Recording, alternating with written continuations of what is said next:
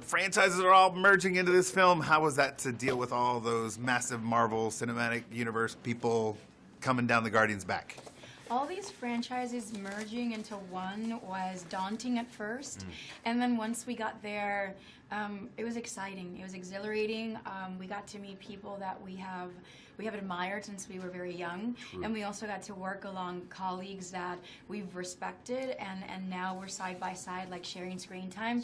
And we are working with amazing producers, because Marvel is a great studio that they've mastered the genre of science fiction and action, where they take it very seriously, and they don't see it as something that's like, oh, let's just let's take it as far as it's going to go, because it's a genre that shouldn't be taken seriously. They're really serious about it. They hire amazing writers, amazing filmmakers, and then they let us play, and that's great.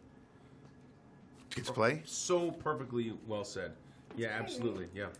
So in the play mode, what was a fun moment that you can share on or off screen while you're making this film? While we were making this film, a lot of fun things happened. It was really nice to peer into the process that the Avengers have, which is slightly different than the process for the Guardians. Making a film like the Avengers, they just approach it slightly differently than we have with the Guardians.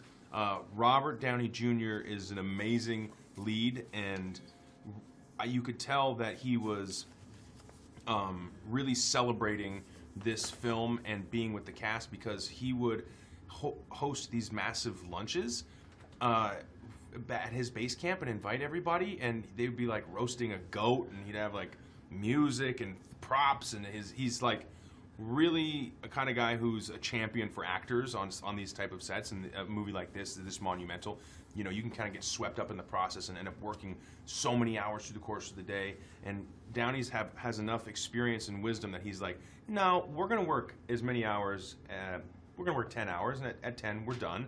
And like he makes sure that the actors are really protected and that we're enjoying the process, and that we're like he totally included all of us. It was really nice, and so you definitely, I feel like I learned and leveled up by watching him, because I'm thinking that's how you should do it. If you can, you have the power, make the process even more enjoyable for the people. Don't work so hard. Stop sometime. Not that he doesn't work hard, but stop and smell the roses. I think it was really nice way. Yeah, I seen both of you on screen. I don't think it was too far of a level up. I think it may have done a level, but you guys are great chemistry on screen. Oh, thank you.